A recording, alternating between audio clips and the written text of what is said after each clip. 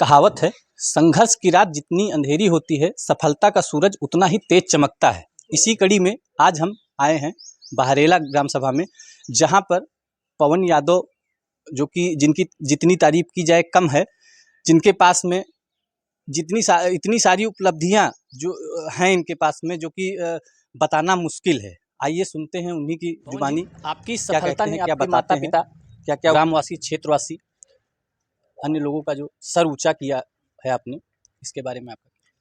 बड़े भैया, मैं बताना चाहूँगा कि मैं शुरू से ही पढ़ने लिखने में बहुत ही तेज़ था और इसका श्रेय मैं सबसे पहले श्री शिव कुमार चिल्ड्रेन अकेडमी को देना चाहूँगा। पूरे मनी तिवारीपुर में जो स्कूल है, यहाँ पर मुझे मतलब इतनी अच्छी पढ़ाई मिली और मेरी नींव इतनी अच्छी मजबूत हुई जिसका तोड़ कहीं नहीं मिल सका मुझे। यहाँ पर मैं अपने दो बहुत ही अच्छे और अच्छा मार्गदर्शन देने वाले अध्यापकों का नाम लेना चाहूँगा, जिसमें श्री अक्षयवर सिंह और स्वर्गीय श्री कृपा शंकर जी का बहुत बड़ा योगदान रहा है। ये स्कूल ने मुझे अपने घर जैसा प्यार दिया, ना कभी फीस की चिंता रहती थी और कभी मुझे मतलब शिक्षा के उच्चतम स्तर को प्राप्त करने से वंचित नहीं रखा गया। और मैं एक ओबीसी वर्ग का कैंडिडेट हूँ, विद्यार्थी हूँ, लेकिन कभी ऐसा भेदभाव, ऊंच नीच की भावना इस स्कूल में नहीं मिली। और मैं अपनी इस सफलता का पूरा श्रेय इस स्कूल को इसलिए देना चाहता हूँ क्योंकि मेरे जीवन की जो प्रारंभिक शिक्षा है वो शायद इसी स्कूल से शुरू हुई और यहीं से मुझे एक नई मजबूत नींव का मेरे जीवन में आधार मिला। एक नई मतलब बहुत ही मजबूत नींव का स्तंभ मिला मुझे। इसके आगे इसी क्रम में मैं अगर आगे बढ़ता हूँ तो 8वीं तक की सफल परीक्षा के बाद जहाँ तक मुझे याद है भैया, 5वीं से लेकर के 8वीं तक मैं हर एक परीक्षा में फर्स्ट आता रहा। उसके बाद मैं नेक्स्ट जो अगला मेरा स्कूल है, जो विद्यालय है, वहाँ पर मैं आदिशक्ति दुर्गा सर्वोत्तम इंटर कॉलेज करौंधिया में दाखिला किया। 10th कहाँ से पास किया जी आपने? जी, मैंने अपनी 10वीं की परीक्षा आदिशक्ति दुर्गा सर्वोत्तम इंटर कॉलेज करौंधिया से पास किया, जहाँ पर मुझे 532 नंबर 600 में से मिले और मैं स्कूल का सेकंड टॉपर रहा। सेकंड टॉपर रहे? और मैं आपको यहाँ पर मेंशन करना, उल्लेख करना चाहूँगा कि यहाँ पर जो फर्स्ट टॉपर थी वो मेरी वाइफ, जिनसे मेरी शादी 6 मार्च को हुई, वो फर्स्ट टॉपर थी 540 नंबर के साथ और मैं वहाँ का सेकंड टॉपर था 532 नंबर के साथ। तत्पश्चात वहाँ पर 12वीं की परीक्षा के लिए अच्छी सुविधाएं उपलब्ध ना होने के कारण मैंने अपने विद्यार्थी जीवन को आधुनिक इंटर कॉलेज भिटरिया की तरफ मोड़ा, जहाँ पर मैं एक अध्यापक का नाम हरदम लेना पसंद करता हूँ, श्री ब्रजेश कुमार यादव उर्फ छोटू, जिनके मार्गदर्शन ने शायद मुझे इस चीज़ का एहसास करा दिया था कि मानव जीवन में अगर आपको सफल होना है तो एक बहुत ही अच्छे मार्गदर्शन की ज़रूरत है। और वो गाइडेंस, वो मार्गदर्शन मुझे श्री ब्रजेश कुमार यादव उर्फ छोटू गुरु जी के नेतृत्व में मिला। यहाँ पर मैं इन चीज़ों को व्यक्त नहीं कर सकता, मैं अपना आभार व्यक्त नहीं कर सकता हूँ कि इतने एहसान है छोटू गुरु जी के मेरे ऊपर कि एक आधुनिक इंटर कॉलेज में बहुत ही निम्न स्तर से गया विद्यार्थी को उन्होंने इतनी सुविधाएं दिलाई, वो कैसे भी हों, चाहे पढ़ाई के क्षेत्र में हो, चाहे सीरीज के बारे में हो, चाहे ड्रेस कोड के बारे में हो, मतलब उन्होंने अपने जीवन का जितना भी अनुभव था वो हमारे जीवन में उन्होंने डाल दिया। और मुझे सुनने में आया है आप जब 12वीं क्लास में थे आप टॉपर रहे हैं? जी जी, तो मैं जिले के टॉपर रहे हैं? नहीं, तहसील टॉपर था। तहसील टॉपर। मैं यहाँ पर आपको उल्लेख करना चाहूँगा कि कंपटीशन इतना तेज़ था, मतलब आधुनिक इंटर कॉलेज में शायद ऐसा पहली बार हुआ है। मैं पहली बार तो नहीं बोलना चाहूँगा, बट मैं जिस स्कूल में गया हूँ वहाँ पर कंपटीशन इतना तेज़ हुआ है कि उस स्कूल ने एक नए मुकाम को हासिल किया। इससे पहले मैं जैसा आपको मेंशन किया हूँ, पीछे भी आदिशक्ति दुर्गा सर्वोत्तम इंटर कॉलेज करौंधिया का भी उच्चतम स्कोर 540 मेरे ही समय पर गया। और सेम चीज़ घटित हुई जब मैं आधुनिक इंटर कॉलेज में आया। यहाँ पर भी 93.4% ला करके मैंने तहसील टॉप किया और ये पहली बार था जब आधुनिक इंटर कॉलेज अपने शिखर पर पहुँचा। मैं ही नहीं, मैं यहाँ पर अपने कुछ मित्रों का नाम लेना चाहूँगा जो आज मेरे साथ साथ अच्छे पद पर आश्रित भी हैं, अच्छे पदों पर पदासीन भी हैं, जिसमें आशीष कुमार जी जो एयरफोर्स में हैं, और हाल ही में अभी अर्जित कुमार जी जो इससे पहले एसएससी सीजीएल में ग्रुप सी में हुए थे और अभी 2-3 दिन पहले के रिजल्ट में वो जीएसटी इंस्पेक्टर पद पर पदासीन हुए हैं।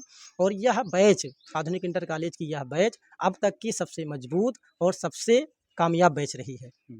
और जब आप 12वीं पास हुए उसके बाद कहाँ दाखिला कराया आपने? मानव जीवन में सबसे महत्वपूर्ण कदम होता है शिक्षा, और शिक्षा में भी सबसे महत्वपूर्ण कदम होता है कि 12वीं के बाद क्या किया जाए, क्योंकि 12वीं तक की पढ़ाई में आपको डिसीजन आपके ऊपर नहीं रहता है, क्योंकि सबको पढ़ना है, बस आपको भी मतलब आर्ट साइड करना है या साइंस साइड करना है।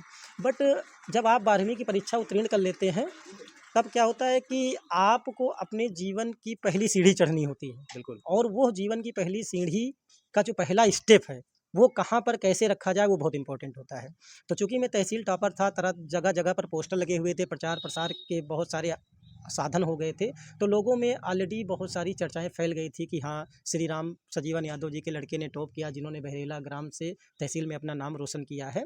तो मुझे लखनऊ से बहुत सारे, जैसे डॉक्टर राम स्वरूप हो गया, बीबीडी हो गया, इन सारे कॉलेज से बड़े-बड़े लोगों का कॉल आना शुरू हो गया कि भैया आप मेरे स्कूल में दाखिला कराएँ, आपको अच्छा बीटेक कराया जाएगा, आप अपने जीवन में बहुत बड़ा हासिल कर सकते हैं। लेकिन मैंने पहले ही मेंशन किया, मैं बहुत ही निम्न वर्ग से ताल्लुकात रखता हूँ, और चूँकि मेरे घर में कोई भी सर्विस नहीं थी, और पिताजी भैंसों का कारोबार करके हम 6 भाई बहनों को पालन पोषण किया, एक अच्छी शिक्षा दी, तो मेरे लिए सबसे इम्पोर्टेंट था जीवन में नौकरी पाना। क्योंकि हमारे परिवार के लिए नौकरी मतलब भगवान राम के दर्शन हो जाना, सरकारी नौकरी पाना। तो मैंने ऐसी संस्थाओं में दाखिला ना करा करके मैंने सोचा कि बहुत ही कम समय में कोई सरकारी नौकरी ली जाए, हासिल की जाए, जो 12th लेवल के बाद हो। तो मैं बताना चाहूँगा कि मैंने 2 बार एनडीए एग्ज़ाम क्वालिफाइड किया।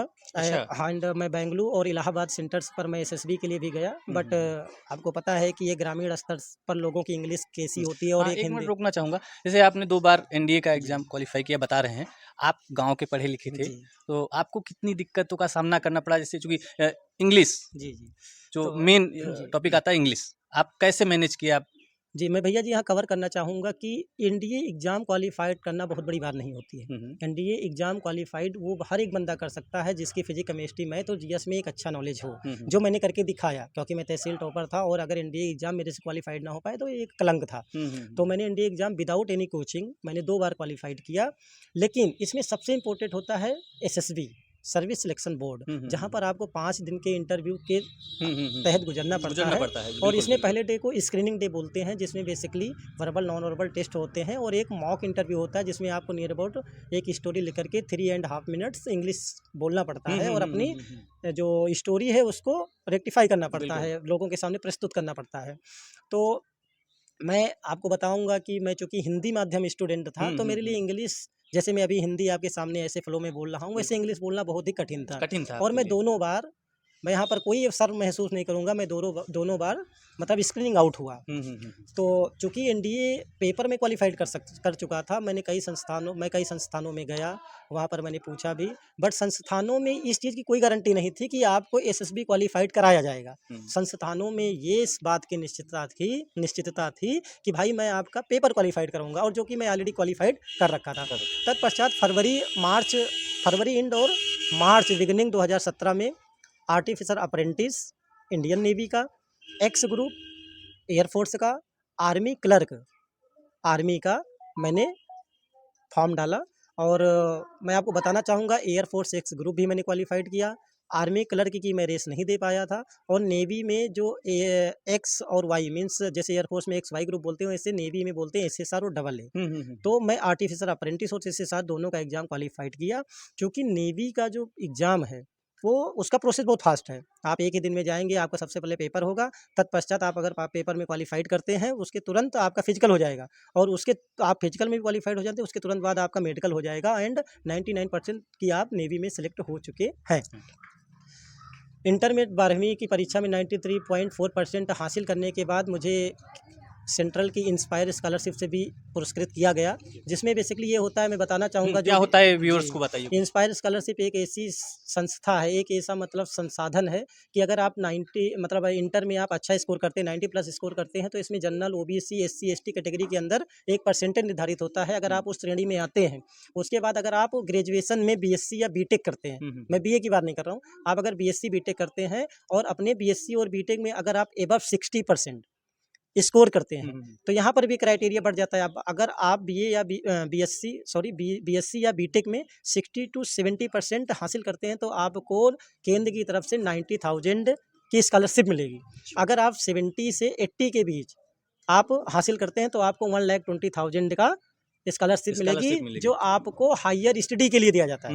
बेसिकली जो मतलब निम्न वर्ग के होते हैं, जिनके पास पढ़ाई का इतना साधन नहीं होता है, उनको केंद्र सरकार बढ़ावा देने के लिए कि हाँ, आपने इंटर में अच्छे मार्क्स हासिल किए हैं। मैं आपको प्रोत्साहित करता हूँ और प्रोत्साहन आप राशि हाँ, मिलती है प्रोत्साहन राशि के उसमें तो मैं एक्चुअली 2017 में मैं नेवी में गया तो मेरा बीएससी फर्स्ट ईयर कंप्लीट हुआ था, जिसमें मैंने 76% हासिल किए थे। तो मुझे 1,20,000 की राशि इंस्पायर स्कॉलरशिप के द्वारा दी गई थी। तो बीएससी कहाँ से किया? बीएससी में डॉक्टर राम मनोहर लोहिया हम्म। से किया था, जहाँ पर मैं बीएससी में अच्छे मार्क्स हासिल किए थे और शायद मैं अपनी क्लास का वहाँ पर भी टॉपर था। टॉपर थे आप? जी।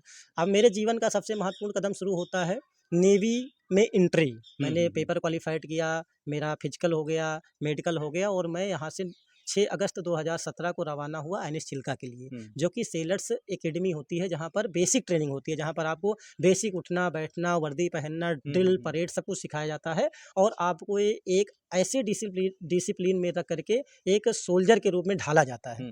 यहाँ पर मैं बताना चाहूँगा कि एसएसआर की 6 महीने ट्रेनिंग होती है और जो आर्टिफिशियल अप्रेंटिस होती है इनकी 2 महीना की बेसिक ट्रेनिंग के बाद इनको प्रोफेशनल स्कूल में भेज दिया जाता है। चूँकि यहाँ पर प्रोफेशनल स्कूल जो आर्टिफिशियल अप्रेंटिस होते हैं उसमें 3 ट्रेड होते हैं, इंजीनियरिंग, इलेक्ट्रिकल, हल। तो उसमें मुझे हल ब्रांच मिली, जिसके कारण मैं अपने प्रोफेशनल स्टडी के लिए मुझे वाइजाग में हाँ आईएनएस विश्वकर्मा भेजा गया, जहाँ पर हमारी 2.5 ईयर्स की प्रोफेशनल ट्रेनिंग होती है।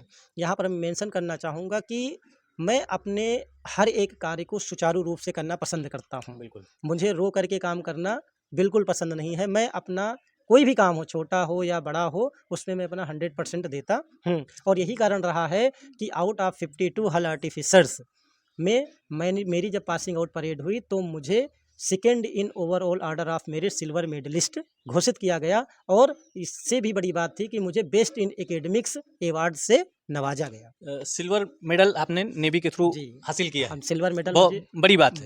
हाँ जी। मैं यहाँ पर बताऊँगा कि प्रोफेशनल में क्या होता है कि नेवी में आर्टिफिशियल अप्रेंटिस स्टेट वाइज नहीं होता है।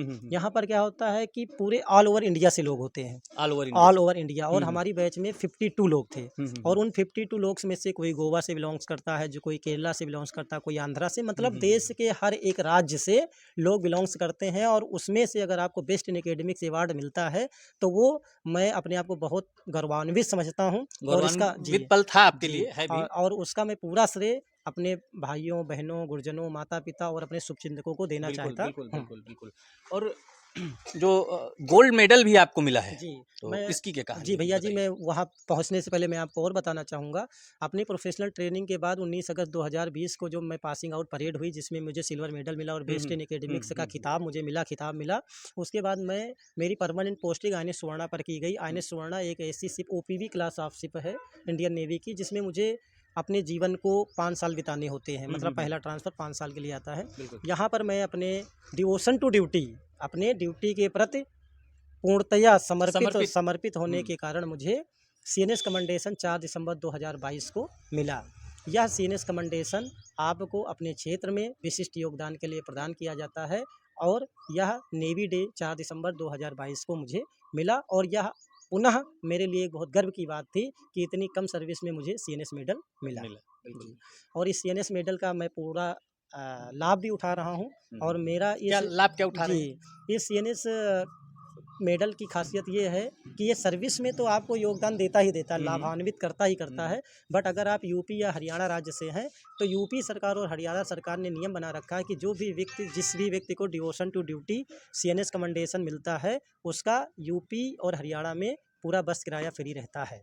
वह यूपी के एक छोर से दूसरे छोर तक निःशुल्क यात्रा कर सकता है और इसका मेरा कार्ड भी बन चुका है। और मैं परिवहन विभाग द्वारा परिवहन विभाग जो मुख्यालय लखनऊ में है, यहाँ से मेरा बन चुका है और मैं सुगमतापूर्वक यात्रा करता हूँ। और जब मैं बस में चढ़ता हूँ और जब मुझसे पूछा जाता टिकट के लिए, तो उस कार्ड को दिखाने पर लोग मुझे एक बहुत ही सम्मान दृष्टि से देखते हैं कि आपको वीरता पुरस्कार के लिए आपको सीएनएस कमेंडेशन मिला है। और मुझे भी बहुत अहम सवाल आपसे, हाँ, आपके क्षेत्रीय युवाओं के लिए जो तैयारी कर रहे हैं, जैसे कि आपने एनडीए भी बता रहे हैं क्वालिफाई किया था और बहुत सारे मेडल, गोल्ड मेडल तक आपको मिले हुए हैं, ऐसे में जो युवा तैयारी कर रहे हैं उनके लिए आप क्या मैसेज देना चाहते हैं? और जो युवा इंग्लिश सब्जेक्ट से घबराते हैं जी, तो उनके लिए क्या मैसेज है आपके? जैसे आप बोले भैया कि आप युवाओं के लिए क्या संदेश देना चाहते हैं, तो जैसे ये यंग जनरेशन हमारे सामने खड़ी हुई है, मैं गाँव में जब भी छुट्टी आता हूँ इनको प्रेरित करता रहता हूँ कि पढ़ोगे तभी आगे बढ़ोगे, सब पढ़ेंगे सब बढ़ेंगे, लड़की लड़का एक समान, फिर क्यों भेद करे इंसान। करे इंसान। हाँ, घर घर विद्या दीप जलाओ, लड़की लड़का सभी पढ़ाओ। पढ़ाओ। मतलब लोगों की मानसिकताएं जो हैं कि ये मेरी लड़की है, मैं इसको कम पढ़ा करके मेरा जो लड़का है मैं इसको ज़्यादा पढ़ाऊँ। तो इन सभी निम्न मानसिकता वाले लोगों को भी मैं बोलता रहता हूँ कि पढ़ाई जीवन का सबसे अहम अंग है। अगर आपका लड़का पढ़ लिख गया तो मतलब आपने अपने जीवन का उद्देश्य पूरा कर लिया है। ये जितनी भी युवा पीढ़ी है, आप इनसे अगर सवाल करना चाहेंगे तो इनके दिमाग में सिर्फ एक क्वेश्चन रहता है, पवन दद्दा, पवन दद्दा। क्योंकि पवन दद्दा की जो उपाधि मिली है इस गांव में इन छोटी युवा पीढ़ी से, वो मेरे व्यवहार, मेरी कार्यशैली और इनके अंदर उत्साह भरने के कारण मिली है। बिल्कुल बिल्कुल। मैं कभी भी किसी भी युवा पीढ़ी को गलत मार्गदर्शन नहीं देता हूँ, क्योंकि मुझे मेरे जीवन में अच्छा मार्गदर्शन मिला है, जिसके द्वारा बहुत ही कम आयु में मैंने अपने जीवन के उद्देश्य को पूरा किया है और अपने घर के लिए पूरी जिम्मेदारी उठाने में सक्षम हुआ हूँ। इस कारण मैं हर एक युवा को एक अच्छा अच्छे रास्ते पर अच्छा रास्ता दिखाने का प्रयास प्रयास करता कर हूँ। रहे हैं। बिल्कुल। और एक 19 फरवरी 2025 आपके जीवन का अहम दिन था। जी, 19 फरवरी 2025 मेरे जीवन का महत्वपूर्ण दिन इसलिए था, क्योंकि अगर मैं फ़ौज की कार्यशैली पर विचार करूँ, फ़ौज की रैंक और सर्विस पे बात करूँ, तो फ़ौज में जो सेलर्स रैंक होती है, जो जैसे आर्मी में जिसको जनरल रैंक बोलते हैं, जिसको जीडी बोलते हैं, वो 2 कैटेगरी में बँटा होता है भैया।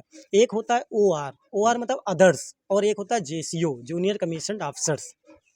तो इस ओआर जो फौज होती है, इसमें जो आर्मी के होते हैं सिपाही, लांस नायक, नायक, हवलदार, सीनियर हवलदार, ये ओआर में आते हैं। सेम अगर मैं नेवी की बात करूं तो C2, C1, लीडिंग सीमैन और पिटी अफसर, ये अदर्स में आते हैं। लेकिन जैसे ही आप जीसीओ रैंक में आते हैं तो उसमें आर्मी का नायब सूबेदार, सूबेदार, सूबेदार मेजर, सेम एयरफोर्स में junior warrant officer, senior warrant officer, और सेम नेवी में चीफ पटी ऑफिसर, मार्च चीफ पटी ऑफिसर सेकंड क्लास और मार्च चीफ पटी ऑफिसर फर्स्ट क्लास। ये जो 3 रैंक हैं आर्मी, नेवी, एयरफोर्स में, ये जेसीओ के अंतर्गत आती हैं।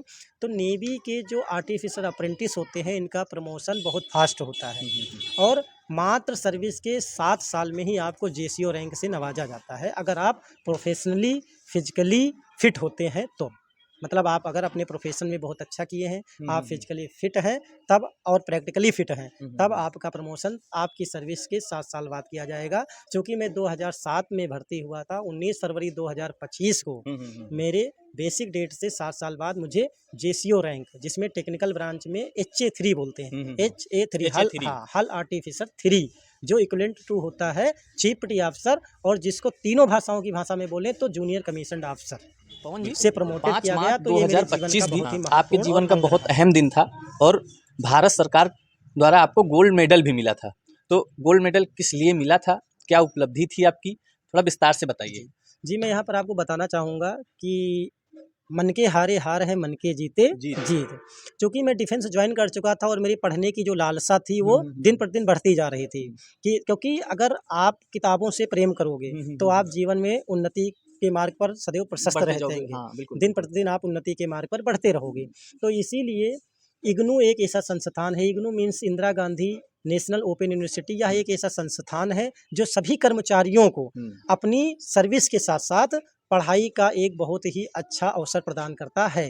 इस इग्नू संस्थान में एक ऐसा सिस्टम है जिसका नाम है ODL, ऑनलाइन डिस्टेंस लर्निंग, जिसके द्वारा आप अपने घर बैठे अपने काम के साथ साथ आप अपनी पढ़ाई को सुचारू रूप से चला सकते हैं।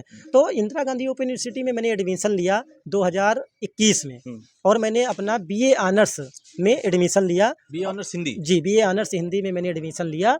और इग्नू ग्रेजुएशन में ये भी सुविधा दिलाता है कि कोई व्यक्ति जो नौसेना में है, सेना में है, एयरफोर्स में है, तो हो सकता है किसी कारणवश वो, जो ये प्राइवेट और अन्य संस्थान है जिसमें ग्रेजुएशन की जो अवधि है वो 3 साल रखी जाती है, बट इग्नू इसको 3 साल से 6 साल रखता है, कि किसी कारणवश मान लो मैं नौसेना में हूँ, पेपर के टाइम पर मेरी जो जहाज सेलिंग चली गई और 2 महीने बाद वापस आई और मेरा पेपर देने का जो टेन्योर था खत्म हो गया।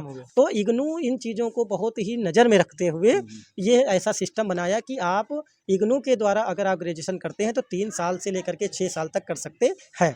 चूँकि इग्नू में आप अगर इग्नू से ग्रेजुएशन कर रहे हैं और आप इग्नू में अपनी पढ़ाई के साथ साथ इग्नू में पढ़ाई के साथ साथ अपनी सर्विस को भी देखना है। सर्विस के साथ साथ अगर आप इग्नू से पढ़ाई कर रहे हैं और 4 से 5 घंटा दे रहे हैं तो इग्नू में स्कोर करना एक बहुत अच्छी बात है। मगर अगर आपको इग्नू में अच्छा स्कोर करना है तो आप 4 से 5 घंटा पर डे दोगे तो बहुत अच्छी है। पढ़ना पड़ेगा 4-5 जी, घंटा। 4-5 घंटा पढ़ करके आप बहुत अच्छा स्कोर हासिल कर सकते हैं। चूँकि मैं नौसेना में हूँ और गैर शादीशुदा हूँ तो मुझे जहाज पे ही रहना है 24/7/365।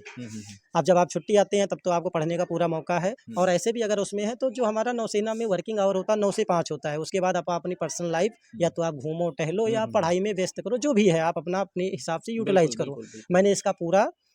मैंने इस टाइम का पूरा उपयोग किया और 2022, 23, 24 में BA first year, second year और फाइनल ईयर की परीक्षा उत्तीर्ण किया और 76% के साथ 3 साल में ही इग्नू से मैंने अपने ग्रेजुएशन को बीए ऑनर्स हिंदी में उत्तीर्ण किया। क्योंकि अगर इग्नू से आपको गोल्ड मेडल लेना है तो इसमें बहुत सारी शर्तें हैं। सबसे पहली शर्त तो ये है कि आप जिस सब्जेक्ट से अपना ग्रेजुएशन कर रहे हैं उसमें आपको सबसे ज़्यादा मार्क्स स्कोर करने हैं। सबसे ज़्यादा मार्क सिक्योर करोगे आप जब आप सबसे सिक्योर करोगे। और उसके साथ साथ ये भी देखा जाता है कि आपने कितने साल में अपना ग्रेजुएशन कंप्लीट किया है। क्योंकि मैंने 3 साल में कंप्लीट किया और मैंने सबसे हाईएस्ट मार्क्स सिक्योर किए। तो फिर मुझे इंदिरा गांधी ओपन यूनिवर्सिटी के द्वारा 5 मार्च को, जो कि इग्नू के मुख्यालय मैदान गढ़ी में आयोजित 38वें दीक्षांत समारोह में केंद्रीय शिक्षा मंत्री जी जो मुख्य अतिथि थे धर्मेंद्र प्रधान जी, और इग्नू के मुख्यालय मैदान गढ़ी की कुलपति प्रोफेसर उमा कांजी लाल और भारतीय प्रबंधन संस्थान तिरुचिरापल्ली के निदेशक डॉक्टर पवन कुमार सिंह के हाथों द्वारा गोल्ड मेडल से मुझे पुरस्कृत किया गया, नवाजा गया। और यह उपलब्धि मेरे लिए, मेरे क्षेत्र के लिए, मेरे जिले के लिए एक बहुत बड़ी उपलब्धि थी। क्योंकि प्रदेश के लिए भी। जी, प्रदेश के लिए भी, क्योंकि गोल्ड मेडल, स्वर्ण पदक मिलना इतनी आसान बात नहीं होती है। और मैं यहाँ पर बोलना चाहूँगा कि जो भी व्यक्ति पढ़ने से घबराते हैं उनको एक बात हमेशा याद रहना चाहिए, लहरों से डरकर नौका पार नहीं होती, कोशिश करने वालों की कभी हार नहीं होती। जो गहरे जल में जाते हैं बस वही मोती पाते हैं, जो बीच राह में बैठ गए वो बैठे ही रह जाते हैं। बिल्कुल सही बात है। इसी कड़ी में मैं बोलना चाहूँगा कि मेरे जीवन में 5 मार्च तो इम्पोर्टेंट था ही। 6 मार्च को मेरी शादी थी। 6 मार्च को? जी, 6 मार्च 2025 को। मैं पहले भी आपको मेंशन किया, आदिशक्ति दुर्गा सर्वोत्तम इंटर कॉलेज की जो पहली टॉपर थी, आप सेकंड पे थे? जी, पहले पे आपकी खुशबू यादव जी के साथ मेरी 6 मार्च 2025 को शादी हुई। और मैं अपने आप को बहुत ही सौभाग्यशाली समझता हूँ कि मुझे जीवन की हर एक वह चीज़ मिली जिसकी मेरी अंदर से ख्वाहिश थी, चाहे वो पढ़ाई में प्रथम स्थान हो, चाहे वो सर्विस हो, उपलब्धि और जो भी अच्छी चीज़ें आपने बताई ये की सबने सोच। सुनी हम लोगों ने। और एक बहुत अहम बात, हमने सुना है आप 100 किलोमीटर की रेस जो है पूरी करते हैं। जी, तो यहाँ पर भैया जी मैं कवर करना चाहूँगा, चूँकि मैं एक यादव परिवार से ताल्लुकात रखता हूँ जहाँ पर भैंसियाँ पालन, गाय पालन नहीं, ये सही बात है कि आप 100 किलोमीटर दौड़ सकते हैं। जी, मैं उस पॉइंट तक आता हूँ। उससे पहले मैं बताता हूँ कि इतनी मेरे को ताकत कहाँ से मिली, इतना उत्साह कहाँ से मिला ना, इतना जोश कहाँ से आया। तो चूँकि मैं यादव परिवार में हूँ, यादव हूँ, और मेरे पिताजी को भैंसों, एक प्रकार बोलते थे भैंसों का व्यवसाय था। 2-4 नहीं 10 भैंसियाँ, भैंसों का व्यवसाय, दूध का 10 से 20 भैंसियाँ। और मुझे, मैं आपको बता दूं, पढ़ाई के साथ साथ मुझे भैंस चराना बहुत पसंद था। शायद आप मेरे गांव में पूछोगे तो कि मतलब बाल्यकाल अवस्था से लेकर के शैक्षणिक अवस्था तक कोई ऐसा बंदा है जिसने सबसे ज़्यादा भैंस चराई तो पवन कुमार यादव मिलेगा। मेरे पिताजी सामने बैठे हैं, इसके साथ उदाहरण है और इन सबको पता है, सब बच्चों को ही पता है। तो भैंसियाँ चराने में क्या होता है कि आपका स्टेमिना बढ़ता है।